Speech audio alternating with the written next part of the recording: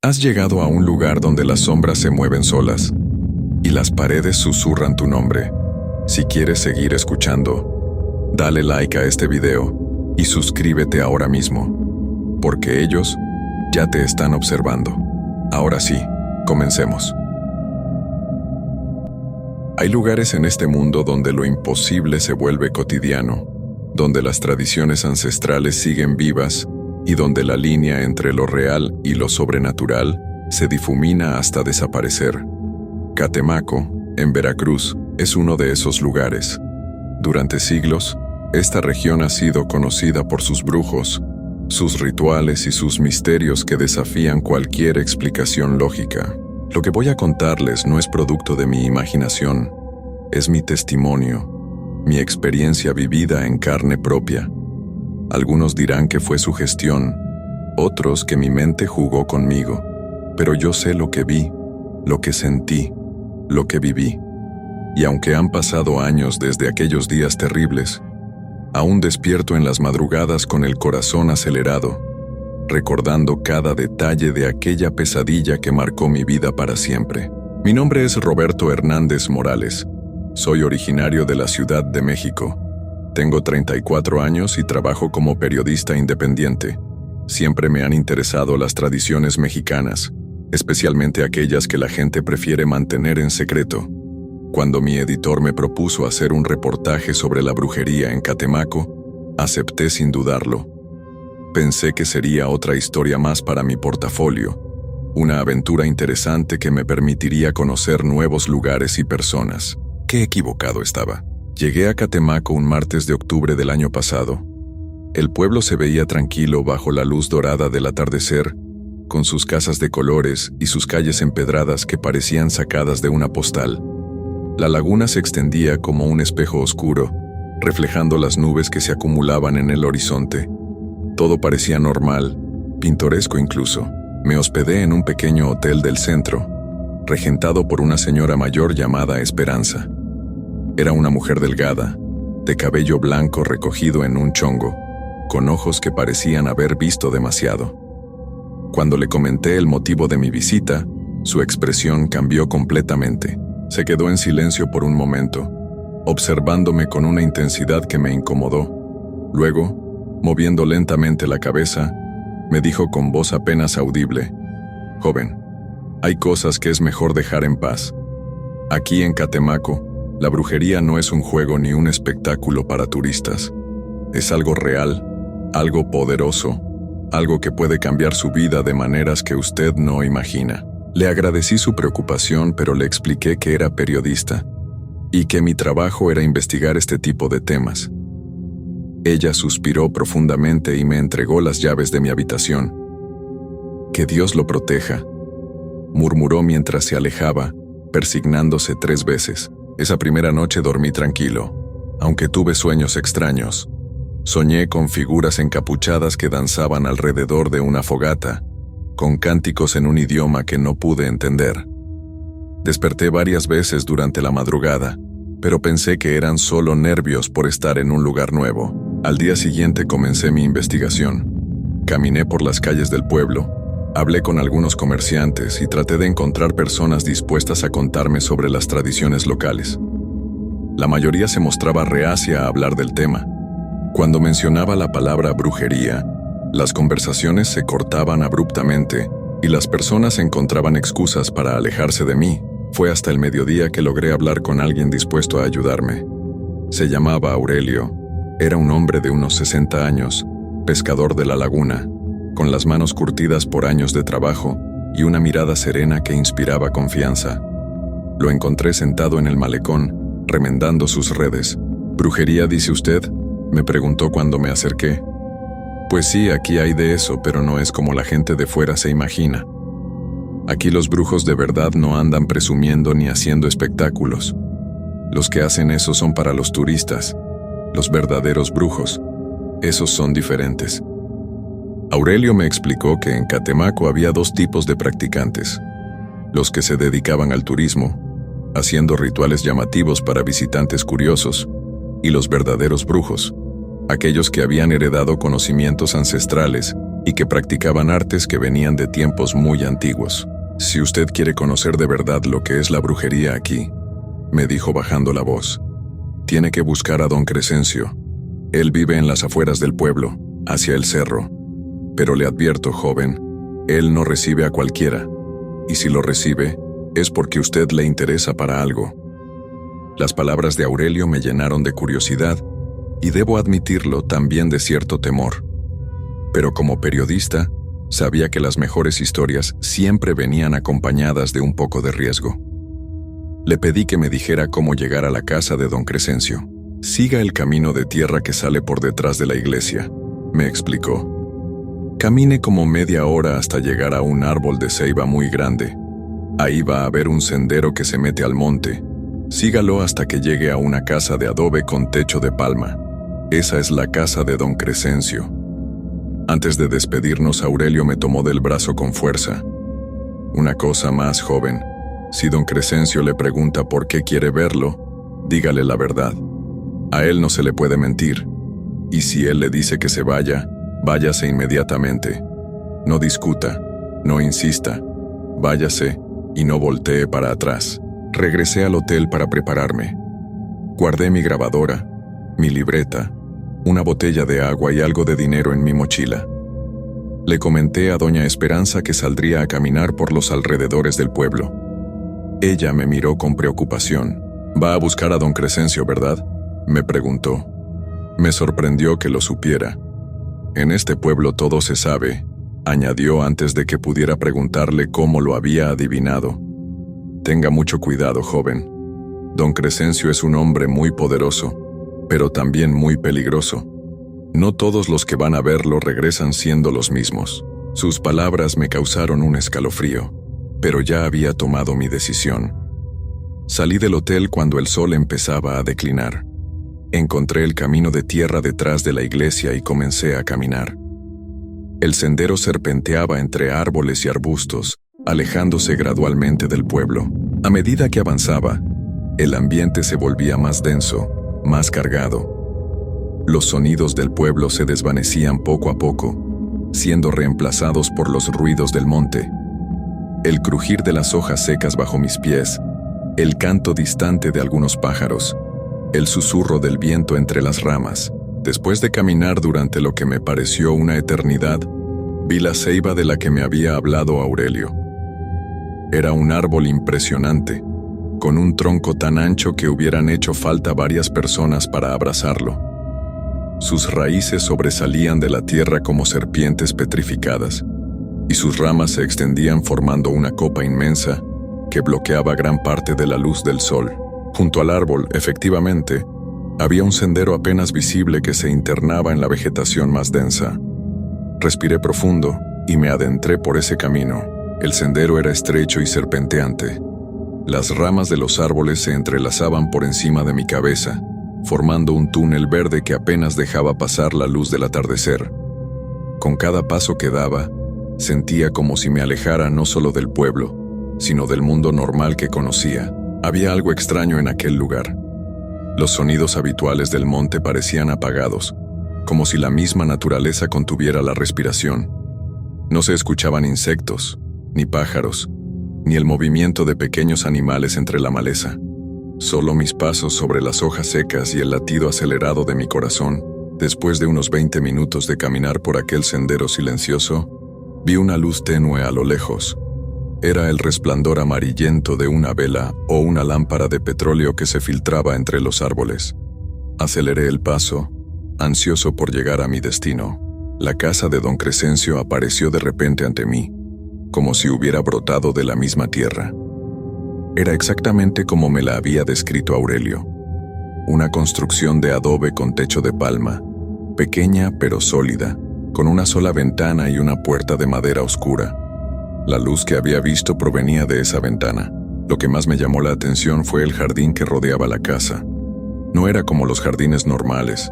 Había plantas que nunca había visto, con hojas extrañas y flores de colores intensos que parecían brillar con luz propia en la penumbra. Entre la vegetación colgaban objetos que no pude identificar: huesos de animales, piedras con símbolos grabados, muñecos hechos de trapo y paja, Me quedé parado frente a la casa durante varios minutos, reuniendo valor para acercarme. Finalmente, caminé hasta la puerta y toqué 3 veces con los nudillos. «Pase», dijo una voz desde adentro. Era una voz profunda, ronca, que parecía venir de las profundidades de la tierra. Empujé la puerta, que se abrió con un crujido prolongado. El interior de la casa estaba iluminado por varias velas que proyectaban sombras danzantes en las paredes. El aire estaba cargado de humo de copal y otros aromas que no pude identificar, dulces y penetrantes a la vez. Don Crescencio estaba sentado en una silla de madera al fondo de la habitación. Era un hombre muy mayor, con la piel curtida como cuero viejo y el cabello completamente blanco que le llegaba hasta los hombros. Sus ojos eran lo más impresionante, pequeños y negros, pero con una intensidad que me hizo sentir como si pudiera ver directamente dentro de mi alma. «Usted es el periodista de la ciudad», me dijo sin que yo le hubiera contado nada. «Roberto Hernández Morales, 34 años, viene de México. Quiere escribir sobre nosotros». Me quedé sin palabras. No había manera de que supiera quién era yo o por qué estaba allí. Nadie en el pueblo sabía mi apellido completo ni mi edad exacta. ¿Cómo sabe usted eso?», logré preguntarle. Don Crescencio sonrió, pero su sonrisa no llegó a sus ojos. «Aquí sabemos muchas cosas, joven Roberto. La pregunta es, ¿está usted preparado para saber lo que quiere saber?». Me acerqué lentamente y me senté en una silla pequeña que había frente a él. «Vengo a hacer una investigación sobre las tradiciones de brujería en Catemaco», le expliqué. «Quiero conocer la verdad detrás de las leyendas». «¿La verdad?», repitió don Crescencio, y su voz sonó como el eco en una cueva profunda. «La verdad es peligrosa, joven. La verdad cambia a las personas. Una vez que uno conoce ciertos secretos, ya no puede volver a ser el mismo. ¿Está seguro de que eso es lo que quiere?». Asentí con la cabeza, aunque por dentro comenzaba a sentir una inquietud creciente. Había algo en la mirada de aquel hombre, en el ambiente de la casa, en todo lo que me rodeaba, que me advertía que debería levantarme e irme de allí inmediatamente. «Está bien», dijo don Crescencio después de un largo silencio. «Le voy a contar sobre el verdadero poder que existe en estas tierras. Pero antes, necesito que usted haga algo por mí». «¿Qué cosa?», pregunté. Se levantó de su silla con movimientos lentos y caminó hasta una mesa donde había varios objetos extraños. Huesos, piedras, hierbas secas, pequeñas figuras talladas en madera. Tomó una vela negra y me la extendió. «Esta noche es luna nueva», me explicó. «Es la noche perfecta para que usted conozca de verdad lo que busca. Pero para eso, necesita participar en una ceremonia. Necesita encender esta vela en el lugar sagrado y quedarse allí hasta que amanezca». Tomé la vela. Era pesada y estaba tallada con símbolos que parecían moverse a la luz de las otras velas. Un escalofrío me recorrió la espalda al tocarla. «¿Dónde es el lugar sagrado?», pregunté. «En el centro de la laguna hay una isla pequeña», me respondió. «Nadie va allí porque dicen que está embrujada. Aurelio el pescador puede llevarlo, pero tendrá que pagarle bien y prometerle que no le dirá a nadie que él lo ayudó». Don Crescencio regresó a su silla y me miró fijamente. «Si usted hace esto, si pasa la noche en la isla con la vela encendida, yo le contaré todo lo que quiera saber. Le mostraré secretos que ningún periodista ha visto jamás. Pero le advierto una vez más, después de esta noche su vida nunca será la misma». Las palabras del viejo brujo resonaban en mi cabeza como un eco ominoso. Una parte de mí quería salir corriendo de allí, regresar al hotel, hacer mi equipaje y volver a la Ciudad de México. Pero la otra parte, la parte periodística, la parte curiosa, sabía que esta era la oportunidad de mi carrera. «Acepto», le dije, aunque mi voz temblaba ligeramente. Don Crescencio asintió lentamente. «Muy bien. Vaya a buscar a Aurelio antes de que oscurezca completamente. Dígale que don Crescencio lo manda. Él sabrá qué hacer. Y recuerde, mantenga la vela encendida toda la noche. Pase lo que pase, no deje que se apague. Su vida depende de eso». Salí de la casa del brujo con la vela negra envuelta en un trapo viejo. El sendero de regreso me pareció más corto, como si los árboles se apartaran para dejarme pasar más rápido. Cuando llegué al pueblo, ya había oscurecido completamente. Encontré a Aurelio en su casa, una construcción modesta cerca del malecón. Cuando le dije que don Crescencio me había mandado, su expresión cambió inmediatamente. Se puso pálido y se santiguó varias veces. ¿Qué le pidió que hiciera?, me preguntó con voz temblorosa. Le expliqué sobre la vela y la isla en el centro de la laguna. Aurelio se quedó en silencio durante varios minutos, mirando hacia la ventana donde se veía la superficie oscura del agua. «Esa isla», murmuró finalmente, «lleva décadas sin que nadie ponga un pie ahí. Dicen que en las noches se ven luces extrañas, que se escuchan voces de personas que no están allí. Los pescadores más viejos cuentan que hace muchos años, los brujos más poderosos hacían sus rituales más peligrosos en ese lugar. ¿Me puede llevar?, le pregunté. Aurelio suspiró profundamente. Si don Crescencio se lo pidió, entonces no tengo opción. Él tiene maneras de saber si uno desobedece sus órdenes. Pero le va a costar 5,000 pesos, y usted va a tener que firmar un papel donde dice que yo no soy responsable de lo que le pase. Acepté sus condiciones. 1 hora después estábamos en su lancha, navegando lentamente hacia el centro de la laguna. La noche estaba completamente oscura, sin luna ni estrellas visibles. Solo se escuchaba el motor de la lancha y el agua golpeando contra el casco. «Ahí está», me dijo Aurelio señalando hacia adelante. En la oscuridad pude distinguir la silueta de una pequeña isla, no más grande que una cancha de fútbol, cubierta de árboles y arbustos. Parecía un lugar olvidado por el tiempo, envuelto en una atmósfera de misterio y peligro. Cuando llegamos a la orilla, Aurelio no quiso bajar de la lancha. «Lo voy a esperar aquí hasta que amanezca», me dijo. «Pero si veo algo extraño, me voy inmediatamente. Y si eso pasa, usted va a tener que nadar de regreso». Bajé a la isla con mi mochila, la vela negra y una caja de fósforos. El suelo estaba cubierto de hojas húmedas y ramas caídas. En el centro de la isla había un claro, como si alguien hubiera limpiado el terreno hace mucho tiempo. Encendí la vela negra. La llama era extraña, más alta y brillante de lo normal, y su luz tenía un tinte azulado que hacía que las sombras se vieran más profundas y amenazantes. Me senté en el suelo, en el centro del claro, con la vela frente a mí. Miré mi reloj. Eran las 10:30 de la noche. Tenía que esperar hasta el amanecer. Casi 8 horas en aquel lugar solitario y perturbador. Las primeras 2 horas pasaron sin mayores incidentes. Escuchaba los sonidos normales de la noche. El agua de la laguna golpeando suavemente contra la orilla de la isla, el crujir ocasional de alguna rama, el canto lejano de algunos insectos. Pero había algo más, algo que no lograba identificar. Era como un zumbido muy bajo, casi inaudible, que parecía venir de debajo de la tierra. Cerca de la medianoche las cosas comenzaron a cambiar. Primero fue la temperatura. El aire se volvió más frío, pero no era un frío normal. Era un frío que parecía penetrar hasta los huesos, que no tenía nada que ver con el clima de la región.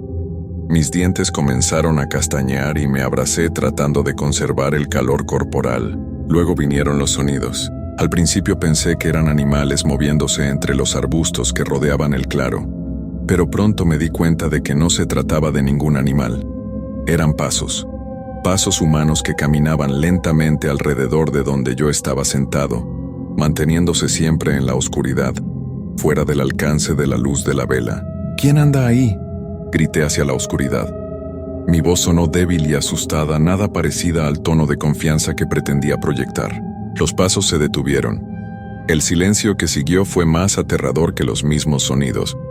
Era un silencio absoluto, como si toda la vida en la isla hubiera dejado de existir de repente. Entonces escuché la voz. Era una voz de mujer, pero no sonaba como ninguna voz humana que hubiera oído antes. Era grave y susurrante, como si viniera de muy lejos o de muy adentro de la tierra. Hablaba en un idioma que no reconocí, con palabras que sonaban antiguas, primitivas. La vela comenzó a parpadear. Recordé las palabras de don Crescencio. No podía dejar que se apagara. Mi vida dependía de ello. Puse mis manos alrededor de la llama para protegerla del viento, pero no había viento. El aire estaba completamente inmóvil. La voz siguió hablando en aquel idioma extraño, y poco a poco pude distinguir que no era una sola voz, sino varias. Eran voces de mujeres, de hombres, de niños, todas mezclándose en una especie de coro fantasmal que me rodeaba por completo. Fue entonces cuando vi la primera figura. Apareció en el borde del claro, donde la luz azulada de la vela apenas llegaba. Era la silueta de una mujer alta, vestida con una túnica larga que parecía flotar sin tocar el suelo. No podía ver su cara, pero sabía que me estaba mirando. Podía sentir el peso de su mirada clavada en mí. Después aparecieron más figuras. Una por una, fueron surgiendo de la oscuridad hasta formar un círculo perfecto alrededor del claro. Hombres, mujeres, personas de diferentes edades, todos vestidos con túnicas de colores oscuros, todos inmóviles como estatuas, todos mirándome en silencio. Mi corazón latía tan fuerte que pensé que se me iba a salir del pecho. Las manos me temblaban tanto que la vela amenazaba con caérseme. Cerré los ojos con fuerza, esperando que cuando los abriera, las figuras hubieran desaparecido, pero cuando los abrí, no solo seguían ahí, sino que estaban más cerca. Habían avanzado varios metros hacia el centro del claro, manteniendo su formación circular. Ahora podía ver mejor sus rostros, y lo que vi me llenó de un terror que jamás había experimentado antes. No tenían ojos. En lugar de ojos tenían dos cavidades negras y profundas que parecían pozos sin fondo. Sus bocas estaban abiertas, pero no emitían sonido alguno. Sin embargo, las voces que escuchaba seguían resonando en el aire, como si vinieran de otra dimensión. Una de las figuras, un hombre alto con barba larga, levantó la mano y señaló directamente hacia mí. Entonces todas las voces se callaron al mismo tiempo, creando un silencio tan absoluto que podía escuchar mi propia respiración agitada y los latidos desesperados de mi corazón. El hombre comenzó a hablar. Esta vez sí pude entender las palabras, aunque su voz sonaba como si viniera de ultratumba. «Has venido a conocer nuestros secretos», dijo lentamente. «Has venido a profanar lo que debe permanecer oculto. Has venido a llevarte lo que no te pertenece». Yo solo quiero escribir una historia», logré decir con voz temblorosa. «Solo soy un periodista. No quiero hacerle daño a nadie». La figura se rió, pero su risa era como el sonido de huesos rompiéndose. Todos dicen eso al principio. Todos vienen con curiosidad, con sed de conocimiento. Pero una vez que conocen la verdad, una vez que ven lo que realmente somos, ya no pueden regresar a su mundo ignorante y tranquilo. Las otras figuras comenzaron a avanzar de nuevo. Ahora estaban tan cerca que podía sentir el frío que emanaba de sus cuerpos. La llama de la vela se hizo más pequeña, como si algo estuviera absorbiendo su energía. «Don Crescencio me mandó aquí», dije desesperadamente. «Él me dijo que viniera». «Don Crescencio», repitió el hombre, y todas las figuras se rieron al mismo tiempo. «¿Crees que Don Crescencio es tu protector? ¿Crees que él te salvará de nosotros?» Una de las mujeres se adelantó. Su rostro era el de una anciana, pero su piel era transparente y podía ver sus huesos a través de ella. «Don Crescencio nos envía visitantes de vez en cuando», dijo con voz áspera. «Gente curiosa como tú, que quiere conocer nuestros secretos. Él nos los trae como ofrendas». El mundo empezó a dar vueltas a mi alrededor. Todo empezaba a tener sentido de la manera más horrible posible. Don Crescencio no me había enviado allí para mostrarme la verdad sobre la brujería. Me había enviado para alimentar a estas criaturas, para satisfacer sus necesidades con mi alma o mi energía vital. ¿Qué quieren de mí?», pregunté, aunque parte de mí no quería conocer la respuesta. «Tu esencia», respondió la anciana, «tu fuerza vital, tu capacidad de existir en el mundo de los vivos. Nosotros llevamos décadas, algunos siglos, atrapados entre los mundos. Necesitamos energía fresca para poder manifestarnos, para poder actuar en el mundo físico. Y tú», añadió el hombre barbado, «has venido voluntariamente. Has encendido la vela que nos permite tocarte. Has completado el ritual que te convierte en nuestro. La vela se hizo aún más pequeña. Me di cuenta de que con cada palabra que decían estas criaturas, la llama perdía intensidad. Pronto se apagaría por completo. Y entonces, no quería pensar en lo que pasaría entonces. «Esperen», grité. «Tienen que haber reglas, siempre hay reglas en estos casos. ¿Qué tengo que hacer para salir de aquí? ¿Cómo puedo liberarme?» Las figuras se quedaron en silencio, como si estuvieran consultando entre ellas telepáticamente. Finalmente, el hombre habló de nuevo. «Hay una manera», dijo lentamente, «pero requiere un sacrificio». «¿Qué clase de sacrificio?», pregunté, aunque tenía miedo de la respuesta. «Tienes que traernos a alguien más, alguien que tome tu lugar, alguien cuya esencia sea tan fuerte como la tuya, o más fuerte. Si haces eso, te dejaremos ir». Pensé inmediatamente en Doña Esperanza, en Aurelio, en las personas buenas que había conocido en Catemaco. No podía condenar a ninguna de ellas a este destino horrible.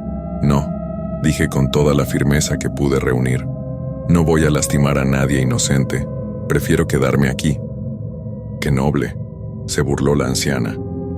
«Qué heroico, pero no entiendes. No tienes opción.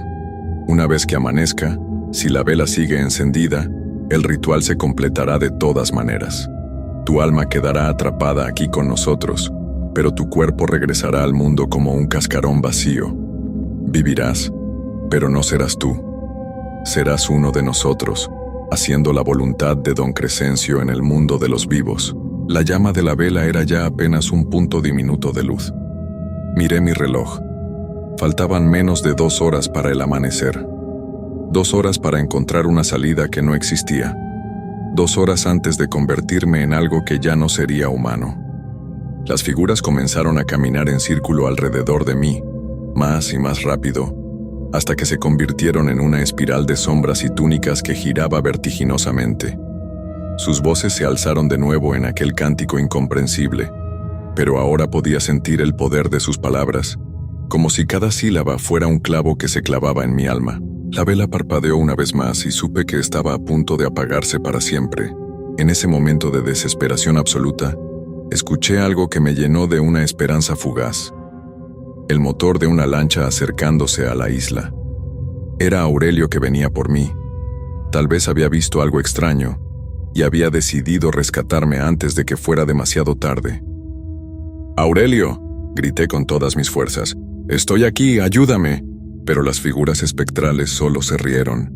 Su risa colectiva sonó como el viento atravesando un cementerio abandonado. «Nadie puede ayudarte ahora», dijo la anciana. «El ritual ya comenzó.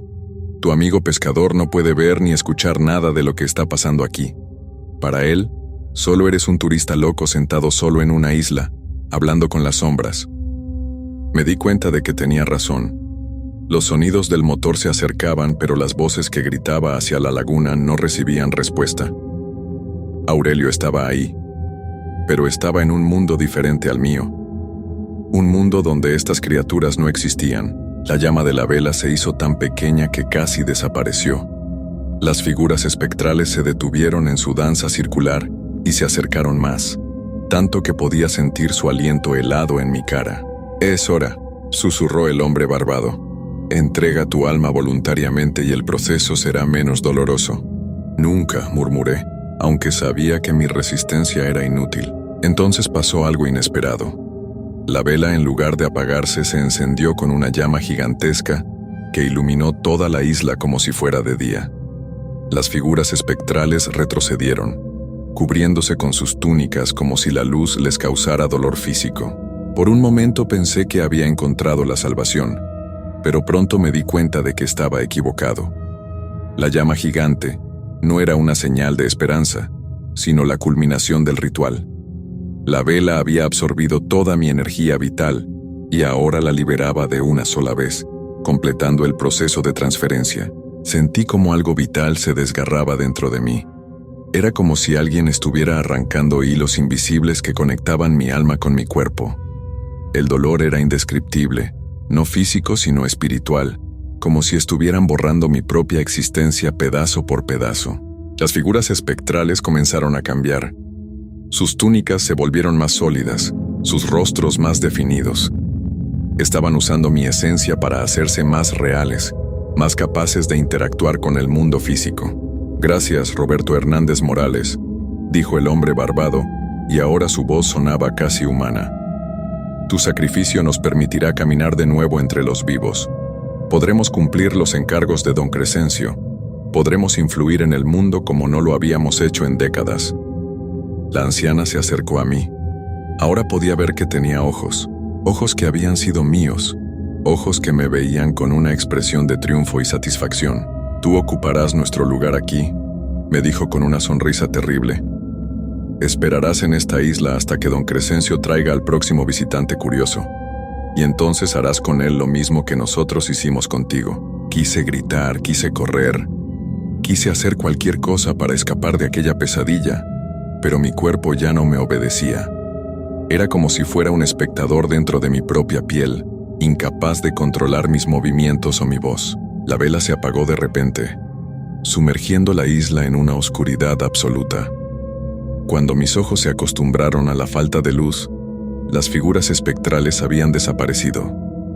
Estaba solo de nuevo en el claro, pero ya no era yo quien estaba allí. Era algo diferente, algo que había tomado mi lugar mientras mi verdadero ser quedaba atrapado en una prisión invisible. Escuché la voz de Aurelio desde la orilla de la isla. Joven Roberto, ya amaneció, es hora de regresar. Me levanté del suelo con movimientos que no controlaba. Mi cuerpo caminó hacia la orilla como un títere manejado por hilos invisibles. Subí a la lancha de Aurelio. Me senté en silencio mientras él navegaba de regreso al pueblo. ¿Cómo le fue?, me preguntó Aurelio durante el viaje. ¿Vio algo extraño? Mi boca se abrió y escuché mi propia voz respondiendo, pero las palabras no eran mías. No, todo estuvo muy tranquilo. Solo fue una noche aburrida en una isla vacía. No hay nada de brujería en este lugar. Todos son leyendas falsas. Aurelio me miró con extrañeza, probablemente porque mi tono de voz había cambiado, porque algo en mi expresión ya no era la misma. Pero no dijo nada más durante el resto del viaje. Cuando llegamos al pueblo, mi cuerpo se dirigió directamente al hotel. Doña Esperanza me recibió con una sonrisa de alivio. Qué bueno que regresó sano y salvo, me dijo. ¿Cómo le fue con don Crescencio? Muy bien, respondió mi voz sin que yo pudiera controlarla. Me enseñó muchas cosas interesantes. Ya tengo todo el material que necesito para mi reportaje. Doña Esperanza me miró fijamente durante varios segundos. Sus ojos se llenaron de una tristeza profunda, como si supiera exactamente lo que había pasado. Ya veo, murmuró finalmente. Bueno, espero que haya valido la pena. Mi cuerpo subió a la habitación, empacó mis cosas y pagó la cuenta. A las pocas horas estaba en un autobús rumbo a la Ciudad de México, pero yo no estaba realmente allí. Yo había quedado atrapado para siempre en aquella isla, esperando al próximo visitante curioso. Han pasado varios meses desde entonces. Mi cuerpo ha regresado a su vida normal en la ciudad, ha entregado artículos a diferentes revistas, ha seguido trabajando como si nada hubiera pasado. Pero las personas más cercanas a mí notan que algo ha cambiado. Dicen que ya no soy el mismo, que hay algo frío en mi mirada, algo ausente en mi sonrisa, y tienen razón. El Roberto que conocían se quedó en Catemaco para siempre. Ahora, mientras las criaturas que han tomado mi lugar escriben estas líneas usando mis manos, yo observo impotente desde mi prisión espiritual. Veo cómo han comenzado a usar mi identidad para atraer a más víctimas, para expandir la red de don Crescencio más allá de los límites de aquel pueblo maldito. Esta historia que están leyendo no es realmente mía, es de ellos, escrita con mi voz para cumplir algún propósito oscuro que no logro comprender completamente. Tal vez sea para encontrar a la próxima víctima, tal vez sea para advertir a otros, o tal vez sea simplemente para burlarse de mí, para recordarme mi propia estupidez y arrogancia, porque eso fue lo que me perdió. La arrogancia de creer que podía investigar fuerzas que estaban más allá de mi comprensión, la vanidad de pensar que era lo suficientemente inteligente para enfrentarme a secretos que habían permanecido ocultos durante siglos. Si alguien está leyendo esto y siente curiosidad por visitar Catemaco, por conocer a don Crescencio, por adentrarse en los misterios de la brujería veracruzana, Les suplico que no lo hagan. No cometan el mismo error que yo cometí. No busquen respuestas a preguntas que es mejor no hacer, porque una vez que crucen esa línea, una vez que entren en ese mundo de sombras y rituales antiguos, ya no habrá regreso. Se convertirán en prisioneros de fuerzas que no comprenden, en títeres de voluntades que no conocen, en almas perdidas como la mía. Y mientras yo permanezco atrapado para la eternidad en aquella isla maldita, observando impotente cómo las criaturas que robaron mi vida continúan su trabajo diabólico, solo puedo esperar que mi advertencia llegue a tiempo a alguien que esté considerando seguir mis pasos. Aunque, siendo honesto, creo que ya es demasiado tarde. Si han llegado hasta aquí leyendo mi historia, si han sentido esa curiosidad irresistible por conocer más sobre los secretos de Catemaco, entonces ya están bajo la influencia de Don Crescencio y sus criaturas. Ya son parte del plan, y pronto, muy pronto, estarán compartiendo mi destino en aquella isla donde el tiempo se detiene y las almas quedan atrapadas para siempre, esperando a que llegue la siguiente víctima curiosa que quiera conocer la verdad detrás de las leyendas. Bienvenidos a mi infierno personal. Espero que disfruten su estancia tanto como yo he disfrutado la mía.